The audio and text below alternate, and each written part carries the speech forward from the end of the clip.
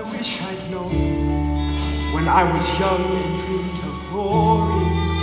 You have no control. Who lives, who dies, who tells your story? President James. I'll give him this. Hamilton's financial system is a work of genius. I couldn't undo it if I tried. And I tried.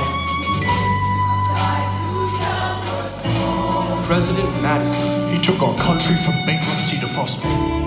I hate to admit it, but he doesn't get enough credit for all the credit he gave us. Every other founding father's story gets told. Every other founding father gets to grow old. And when you're gone, who remembers your name? Who keeps your flame? Who tells your story?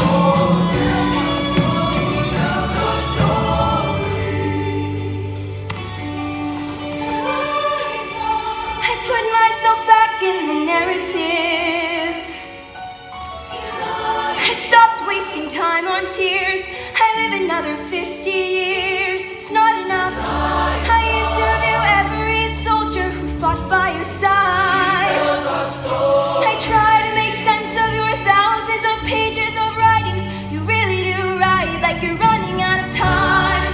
And I'm still not through. I ask myself, what would you do if you had